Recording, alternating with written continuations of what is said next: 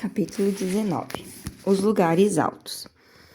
Graça e Glória, com suas servas, Alegria e Paz, permaneceram nos lugares altos por algumas semanas, explorando as alturas e aprendendo muitas lições, ministradas pelo rei. Ele mesmo as guiava a muitos lugares e explicava tudo o que lhes era possível entender. Também as encorajava a explorar por elas mesmas, pois há sempre a possibilidade de se fazer nova e belas descobertas nos lugares altos. O pico onde elas estavam não era o mais elevado dos lugares altos. Outros picos se erguiam em direção ao céu, os quais o olho mortal não podia alcançar. Lá somente poderiam chegar os que terminassem sua peregrinação aqui na terra. Graça e Glória e suas amigas estavam no plano inferior dos lugares altos, no começo das encostas do reino do amor, onde elas deviam explorar agora. Destas encostas também elas podiam ver os vales lá embaixo, e desse novo ponto de vista compreender muitas coisas que antes lhe tinham parecido confusas e misteriosas. De lá de baixo, elas não tinham tido visão clara daqueles lugares, dos quais só pequena parte era visível. A primeira coisa, entretanto, que elas descobriram nas encostas do reino do amor foi o quanto ainda teriam para ver, aprender e entender, quando o rei as levasse aos lugares mais altos em ocasiões futuras. A gloriosa vista que agora gozavam era mínima comparada a tudo o que estava além, visível somente de lugares ainda mais altos. Era agora perfeitamente evidente que existiam cadeias e cadeias de montanhas, acerca das quais elas nunca haviam sonhado.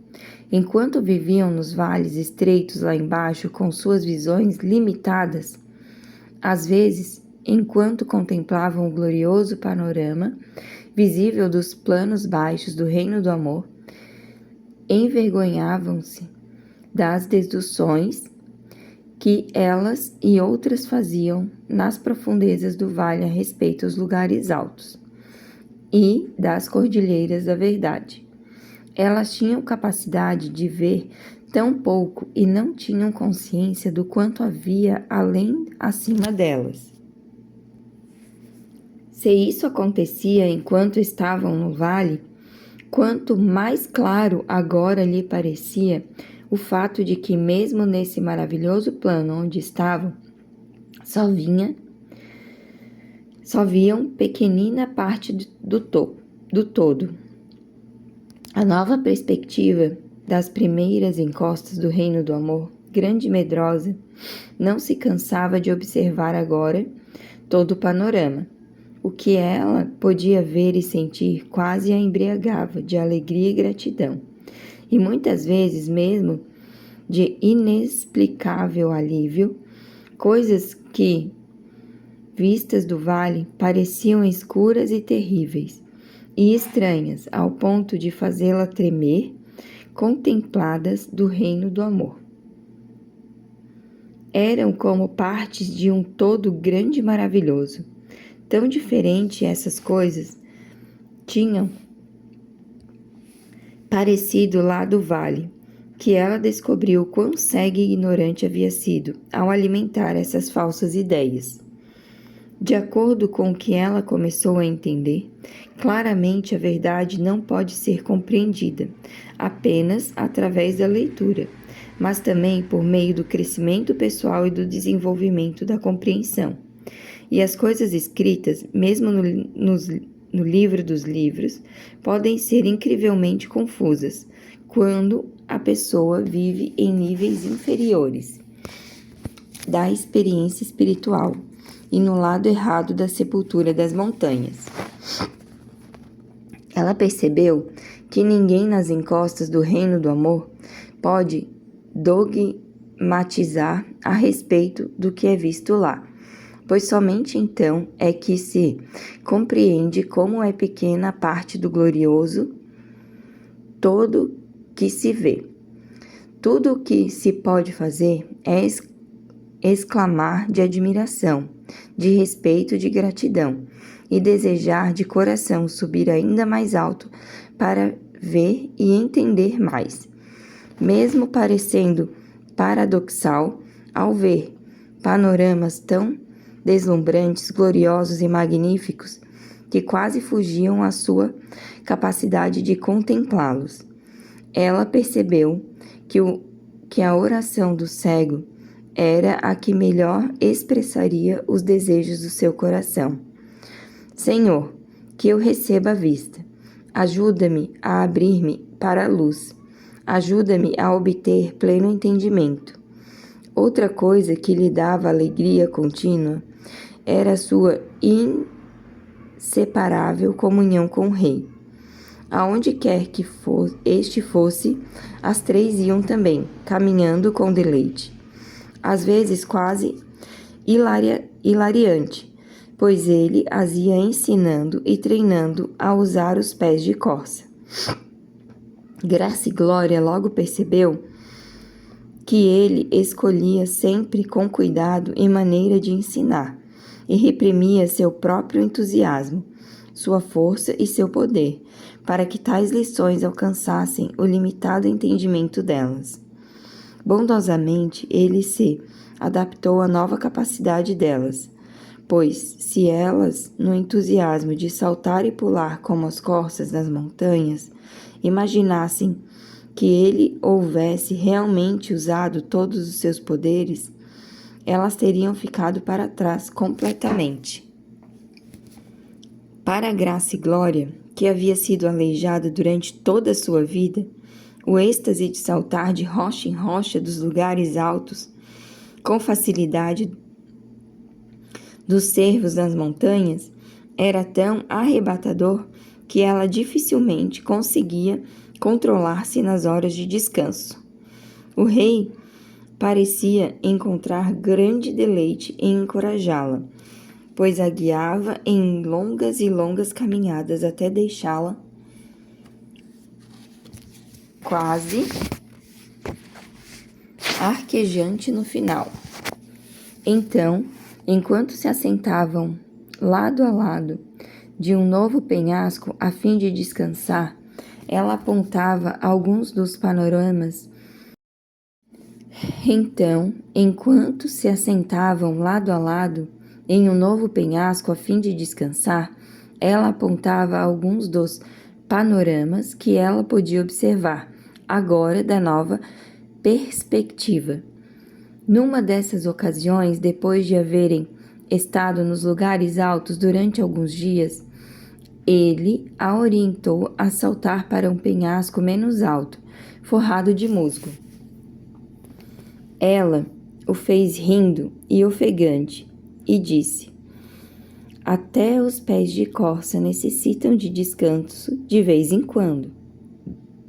Graça e Glória, disse ele, você entende agora como eu fui capaz de dar-lhe os pés de corça e trazê-la a estes lugares altos?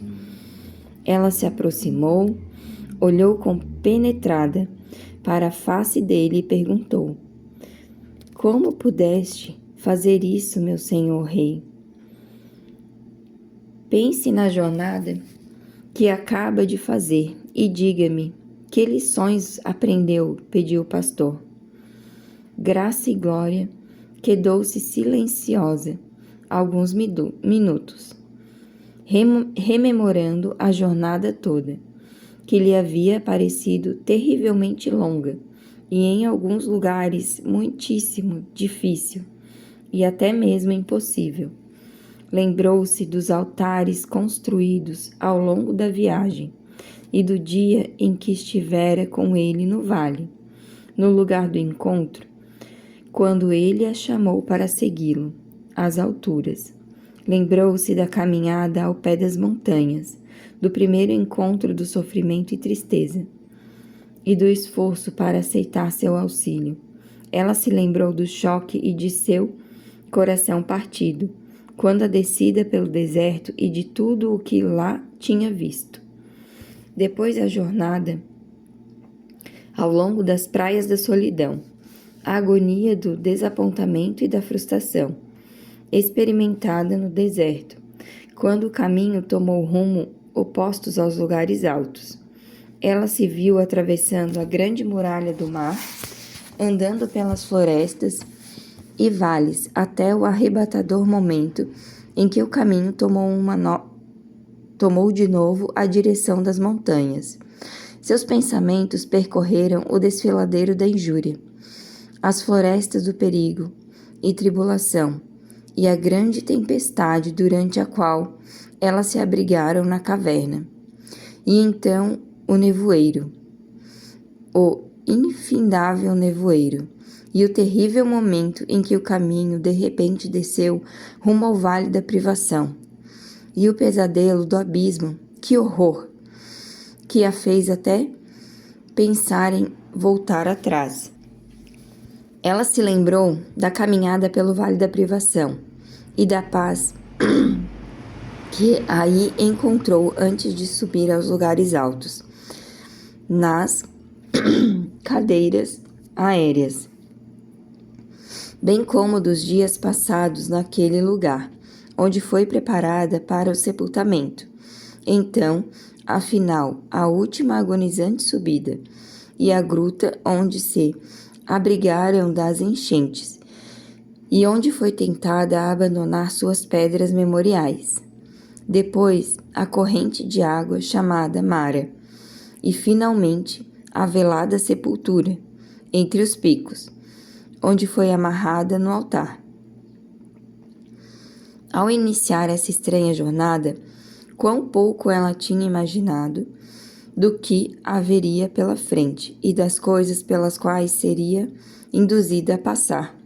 Assim, depois de trazer tudo isso à lembrança, maravilhada e agradecida, ela se assentou em silêncio, colocou as mãos nas dele e disse suavemente: Meu Senhor, eu te contarei o que aprendi. Conte então, insistiu com ternura. Primeiro, aprendi que devo aceitar com alegria tudo o que acontecer no meu caminho. Que eu não devo nunca tentar fugir do caminho, mas aceitá-lo. Colocar minha vontade sobre o altar e dizer: Eis-me aqui, sou tua pequenina serva. Aceitação com alegria. Ele assentiu sem uma palavra e ela continuou: Aprendi que devo suportar tudo o que for permitido a outros fazerem contra mim e perdoar sem reter sequer um traço de amargura. E então dizer-te: Eis-me aqui, sou a tua pequena serva, suportando com amor. E que eu possa receber poder para vencer o mal e com bem. De novo, ele assentiu e ela sorriu ainda mais doce e alegre. A terceira coisa que aprendi foi que tu, meu Senhor, me aceitaste como eu realmente era, aleijada, fraca e covarde. Tu me viste como eu seria quando me transformaste naquilo que havias prometido. E quando me trouxes para os lugares altos onde diriam a meu respeito: não há ninguém que ande com tanta realeza, nem com tanta graça quanto ela. Tu sempre me trataste com o mesmo amor, como se eu fosse uma rainha, e não a pequena aleijada, grande e medrosa. Naquele momento, ela olhou para o rosto dele e por uns instantes nada mais pôde dizer. Afinal, acrescentou: Meu Senhor, nem posso dizer-te o quanto eu quero ver outros transformados também. Um grande e amável sorriso brotou no rosto dele, mas ele continuou em silêncio, somente assentiu pela terceira vez e esperou que ela continuasse. Quarta lição, disse ela com a face radiante. Foi realmente a primeira que eu aprendi aqui. Todas as circunstâncias da vida, não importa quão torpes, feias e distorcidas aparentem ser, se forem ligadas ao amor, ao perdão e à obediência, à tua vontade podem ser transformadas. Entretanto, eu comecei a pensar, meu Senhor, que tu propositadamente permites que entremos em contato com o mal e com as coisas que queres que sejam transformadas. Talvez seja essa a verdadeira razão de estarmos aqui, neste mundo, em que o pecado, a tristeza, o sofrimento e o mal afluem, a fim de permitirmos que tu nos ensine a reagir com o propósito de podermos criar amáveis qualidades de vida para sempre. Esse é o único e real meio satisfatório de tratar com o mal, não simplesmente amarrando de modo que ele não nos possa prejudicar, mas sempre que possível, superando-o com o bem. Afinal, ele falou: você tem aprendido muito, Graça e Glória. Agora vou acrescentar uma coisa a mais. Essas lições me permitiram transformar a aleijada grande medrosa em Graça e Glória, com os pés de corça. Agora você já está apta a seguir-me. Aonde eu for, sem que nos separemos jamais. Assim, lembre-se, enquanto desejar ser aceitação com alegria e suportando com amor, você não mais poderá tornar-se aleijada, mas estará apta a acompanhar-me a todo lugar aonde eu quiser levá-la. Você estará apta a descer ao vale do mundo e trabalhar comigo, pois lá então estão o mal, a tristeza e tudo que é feio, coisas que precisamos vencer. Aceite, suporte e obedeça a lei de amor. E nada a separará de mim, nem a fará perder os pés de corça. Este é o segredo dos lugares altos, Graça e Glória. Este é a amorável e perfeita lei de todo o universo. É isso que dá alegria radiante aos lugares altos. Então, ele se levantou, puxou-a para um lado e disse: use agora os pés de corça, de novo, pois vou guiá-la para outra parte da montanha.